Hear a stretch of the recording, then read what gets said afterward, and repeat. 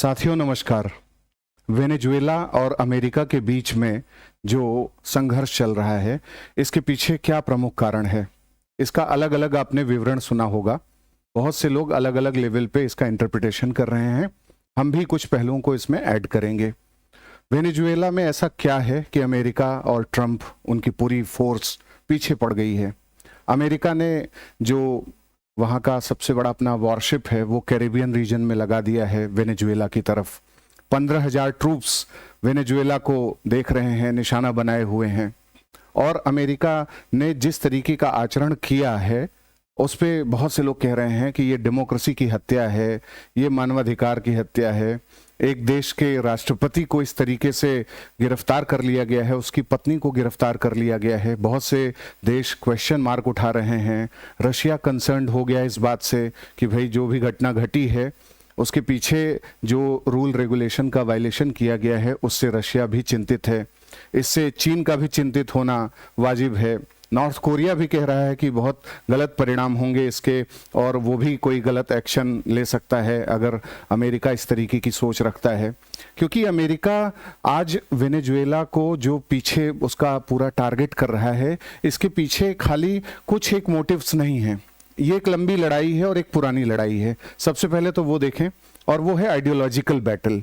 यानी कि अमेरिका जो है वो एक पूंजीवादी देश है, एक उदारवादी देश है, और वो इकोनॉमी को ज़्यादा से ज़्यादा स्ट्रांग बनाने की कोशिश करता है। यानी जो पूंजीवादी देश होते हैं, उदारवादी देश होते हैं, वो ये चाहते हैं कि ज़्यादा से ज़्यादा उनकी इकोनॉमी में कंसंट्रेशन ऑफ पावर या कंसंट्रेशन ऑफ वेल्थ जिसको कहते हैं, उस पर वो फोकस करते हैं। उन्हें बहुत से देशों की जो स्थितियां हैं, मतलब इकोनॉमिक पोजीशन है, वो रास भी नहीं आती है। इसीलिए दोनों में डिवाइड भी हो जाता है, कई देश आपस में बढ़ जाते हैं। तो वेनेजुएला में जो है लेफ्टिस्ट जो विचारधारा है वो बहुत मजबूत रही है, वामपंथी विचारधारा, और इसके चलते दोनों एक दूसरे के दुश्मन रहे हैं शीत युद्ध के दौर से।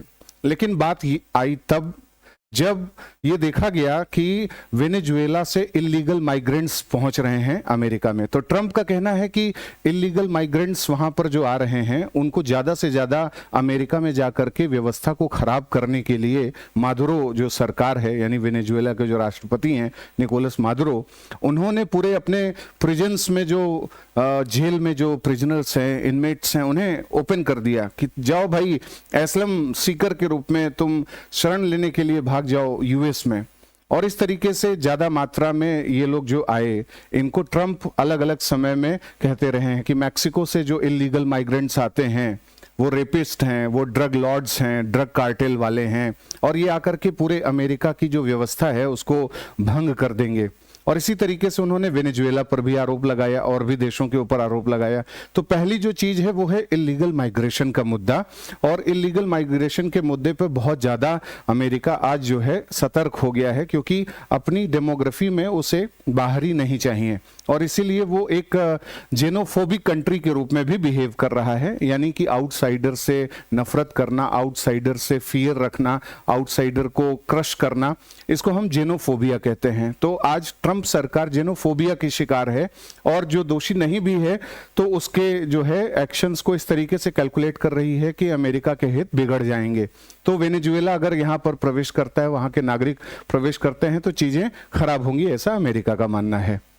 दूसरा मुद्दा है कि जो ड्रग ट्रैफिकिंग है और जो ड्रग कार्टेल्स हैं साउथ अमेरिका में, खासकर चिली, पेरू, कोलंबिया, वेनेजुएला, इन सब देशों में, वो बहुत ही एक खतरनाक चीज है। उसको ट्रंप नार्को टेररिज्म का गढ़ मानते हैं। यानी वेनेजुएला और उसके बगल में जो उसका पड़ोसी है कोलंबिया, और फिर चिली, पेरू वगैरह, इन सब में बहुत से लेफ्ट विंग आइडियोलॉजी वाले टेररिस्ट ऑर्गेनाइजेशन, मतलब ड्रग जो टेररिस्ट हैं वो सब हैं। और जैसे शाइनिंग पाथ है वहां पर, फार्क है कोलंबिया में। तो वेनेजुएला के ऊपर भी आरोप लगाया गया कि वेनेजुएला फेंटेनिल और जो कोकीन है उसकी तस्करी बड़े पैमाने पर कर रहा है अमेरिका में। और कोलंबिया में तो सबसे ज्यादा है। कोलंबिया सिल्वर ट्रायंगल का हिस्सा माना जाता है। कोलंबिया में सबसे ज्यादा कोकीन का प्रोडक्शन होता है, और पूरे दुनिया में कोकीन अलग अलग जगहों पर जहां जाता है वो वहीं से जाता है। अगर हम साउथ ईस्ट एशिया की बात करें तो म्यांमार में कोकीन का प्रोडक्शन सबसे ज्यादा होता है, और इंडिया की बात करें तो मिजोरम में कोकीन का बहुत ज्यादा रोल है। तो ये जो चीजें हैं, इससे पता चल रहा है कि जो ड्रग ट्रैफिकिंग का मुद्दा है, फेंटनिल को ट्रंप ने एक वीपन्स ऑफ मास डिस्ट्रक्शन करार दिया है, WMD। आपको याद होगा कि 2003 में अमेरिका ने इराक पर हमला किया था, अपने इंपीरियल जो मोटिव्स हैं, अपनी जो साम्राज्यवादी मंशा है उसके चलते, क्योंकि अमेरिका को गार्जियन, एक ग्लोबल गार्जियन बनने का चस्का हमेशा से लगा रहा है। जब से शीत युद्ध का अंत हुआ या सोवियत यूनियन का जब से डिसइंटीग्रेशन हुआ, तो अमेरिका को लगा कि भाई यूनिलैटरल और यूनिपोलर वर्ल्ड ऑर्डर में उसे दिखाना होगा कि वो ग्लोबल सिक्योरिटी जो आर्किटेक्चर है उसमें सबसे बड़ा प्रोवाइडर है, सिक्योरिटी प्रोवाइडर है। जैसे आज इंडिया को इंडियन ओशन में नेट सिक्योरिटी प्रोवाइडर कहा जाता है, ऐसे ही अमेरिका के मन में हमेशा से एक सेल्फ इम्पोज्ड भावना ये रही है। तो जब इराक में अटैक किया अमेरिका ने 2003 में, तो बोला कि सद्दाम हुसैन सरकार जो है वहां पर जनसंहारक हथियार रखे हुए हैं, वीपन्स ऑफ मास डिस्ट्रक्शन। और जब वहां पर देखा गया, जाकर के अमेरिका ने निस्तेनाबूद कर दिया, इराक का पूरा तख्ता पलट कर दिया, तो वीपन्स ऑफ मास डिस्ट्रक्शन वहां नहीं मिले, और इससे अमेरिकन जो इंपीरियलिज्म है, इंपीरियल मोटिव, वो एक्सपोज हुआ।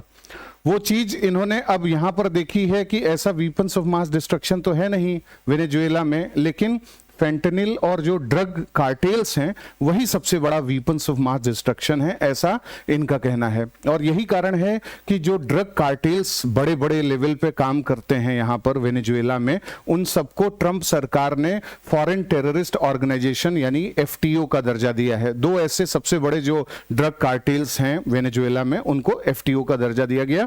और ट्रंप ने यहां तक कह दिया कि जो मादुरो गवर्नमेंट है उसको भी ये घोषित कर देंगे कि ये जो है एक फॉरेन टेररिस्ट ऑर्गेनाइजेशन है।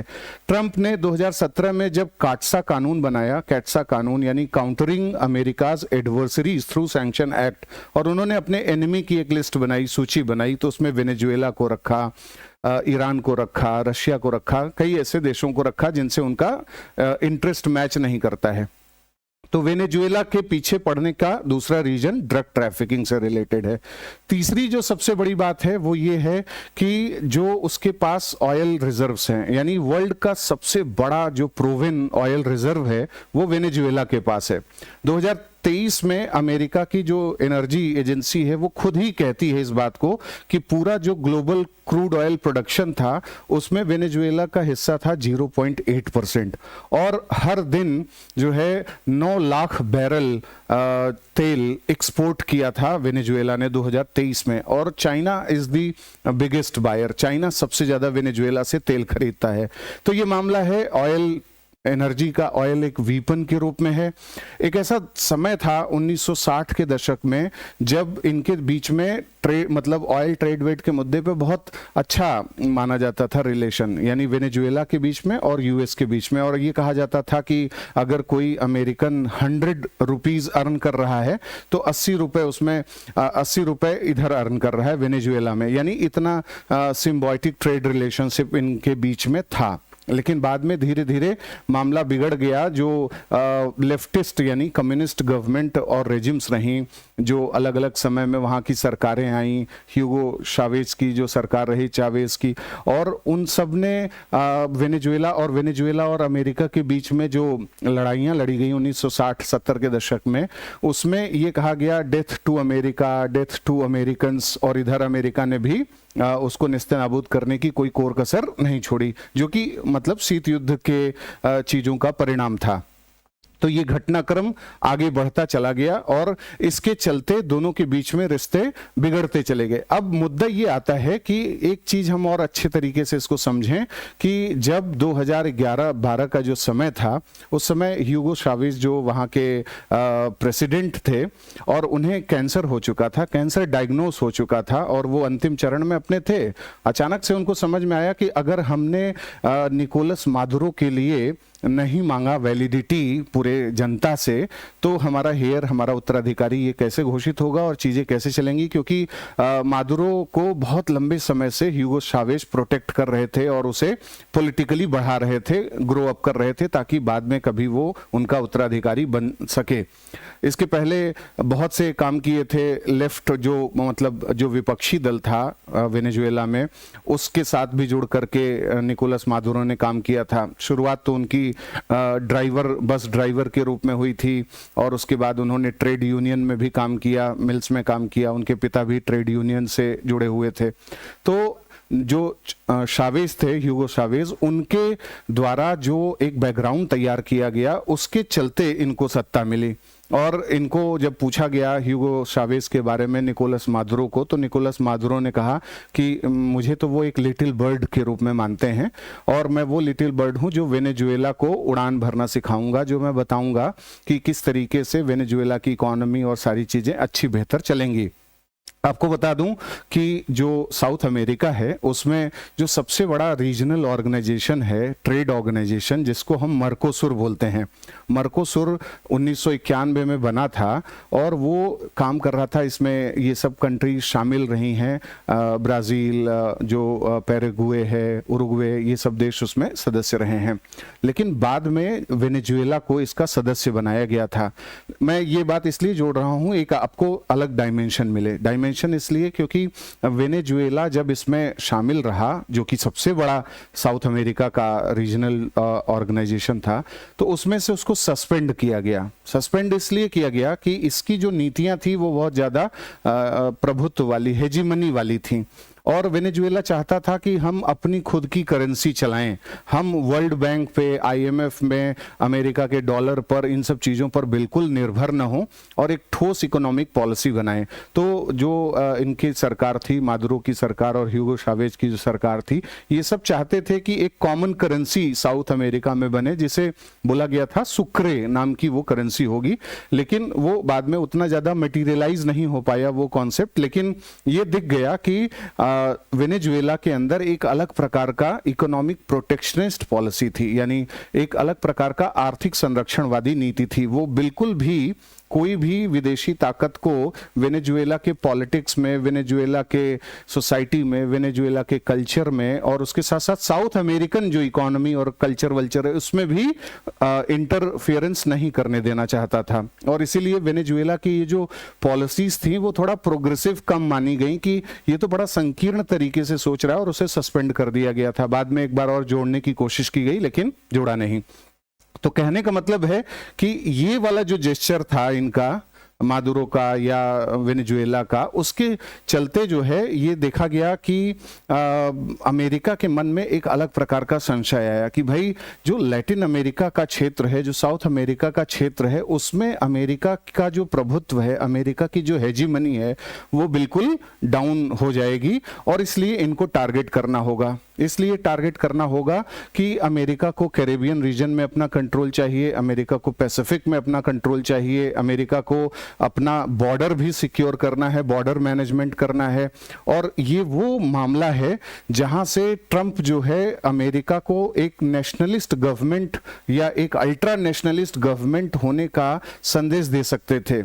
यानी मैक्सिको के नाम पर, कनाडा के नाम पर, वेनेजुएला के नाम पर, इन सब देशों के नाम पर ये बता सकते थे कि हम कितना कठोर कार्यवाही इन सब देशों के खिलाफ कर रहे हैं जो ड्रग लॉर्ड हैं, रेपिस्ट हैं, इलीगल माइग्रेंट्स हैं, सेपरेटिस्ट हैं, टेररिस्ट्स हैं और जो अमेरिका की धरती पर आकर के अमेरिका की आइडेंटिटी को खत्म करने की कोशिश कर रहे हैं। तो वेनेजुएला के पीछे पड़ने की तमाम वजहें हैं, लेकिन उसमें जो जरूरी बात है वो अमेरिका का जियो इकोनॉमिक इंटरेस्ट, अमेरिका का जियो पॉलिटिकल इंटरेस्ट, अमेरिका के अन्य ऐसे जियो स्ट्रैटेजिक इंटरेस्ट्स हैं जो उसे साउथ अमेरिका में एक बहुत मजबूत स्थिति में रखते हैं।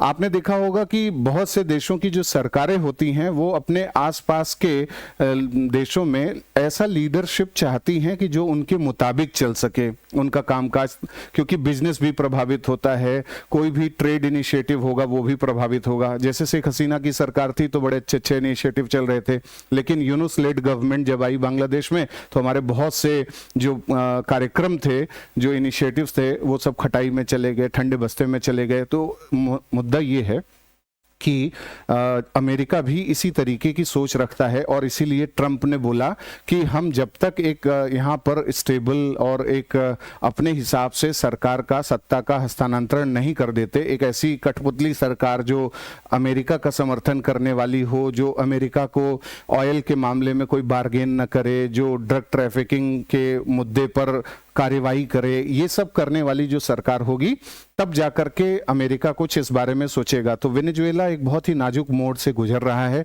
वेनेजुएला में जो अपोजिशन पार्टीज हैं वो सब भी बहुत ही उन्होंने ऐसे ऐसे कार्यवाहियां करी हैं और प्लस सत्ताधारी दल यानी निकोलस मादुरो ने ऑब्वियसली ऐसा काम किया जिसके चलते पूरे वेनेजुएला में बहुत से क्वेश्चन मार्क उठाए गए। जैसे करप्शन के ढेर सारे केसेस देखे गए, इलीगल तरीके से सत्ता में बने रहने की कोशिश की गई। एक ऐसा समय हुआ कि 50 देश इंक्लूडिंग अमेरिका किसी एक दूसरे व्यक्ति को प्रेसिडेंट मान रहा है कि ये प्रेसिडेंट है, ये चुनाव जीते हैं, लेकिन मादुरो जो है उसको कंटिन्यू कर रहे हैं। तो एक तरीके से जो डेमोक्रेटिकली इलेक्टेड गवर्नमेंट होनी चाहिए उन सबको जो है वहां पर तरजीह नहीं मिली और जो विपक्ष को और फ्रीडम ऑफ प्रेस को तमाम चीजों को क्रश किया गया। इसके चलते वहां पर कई लोगों ने, सिविल सोसाइटी ऑर्गेनाइजेशंस ने विरोध प्रदर्शन भी किया। उसी में एक महिला को इस साल जो है नोबेल पीस प्राइज भी मिला मादुरो की सरकार का विरोध करने के लिए, मचादो जिनका नाम है। तो उन्होंने धूम मचा दी, नोबेल प्राइज उनको मिल गया और वेनेजुएला के संघर्ष में उनको नोबेल प्राइज जो मिला वो इस बात को बयान करता है कि प्रॉब्लम्स तो वेनेजुएला के लीडरशिप में कुछ ना कुछ थी और इन्हीं सब चीजों को ठीक करने की कोशिश चल रही है। इन सब मुद्दों का भारत के ऊपर भी असर पड़ेगा क्योंकि साउथ अमेरिका में हमारा मर्कोसुर के साथ पीटीए है, इन सब देशों के साथ, और वेनेजुएला के साथ हमारे कनेक्शंस, और चिली, पेरू, कोलंबिया, यहाँ इन सब एरिया में लिथियम का भी बड़ा भंडार है और हम लैटिन अमेरिका में अपने प्रेजेंस को मजबूत करना चाहते हैं। यहाँ की घटनाओं से अब फिर से वही भारत के ऊपर डायलेमा आ जाएगा कि अमेरिका का साथ दें या वेनेजुएला के बारे में बोलें, किसका फेवर लें। ये वाले इशू जैसे रशिया यूक्रेन में आया था, जैसे इजराइल फिलिस्तीन में आया था, फिर से इंडिया के सामने आ गया है। मीनवाइल भारत का जो विदेश मंत्रालय है उसने एक प्रेस रिलीज जारी करके बोल दिया है कि कोई बहुत ज़्यादा इमरजेंसी ना हो तो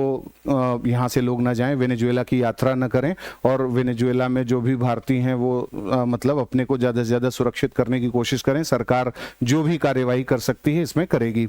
तो उम्मीद करता हूं कि ये विश्लेषण और ये अलग अलग आयाम आपको सार्थक लगा होगा। अगर आपको ये सार्थक लगा है, अपने विचार आप प्रेषित करना चाहते हैं तो हमें कमेंट बॉक्स में बताएं। इस वीडियो को और लोगों के साथ साझा करें जो अंतर्राष्ट्रीय राजनीति में, अंतर्राष्ट्रीय संबंधों में रुचि रखते हैं, ताकि जो पेपर 2 है IR उसमें एक अच्छा विश्लेषण भी आपको मिल सके, बाकी आपके पर्सपेक्टिव भी और क्लियर हो सके। बहुत बहुत धन्यवाद।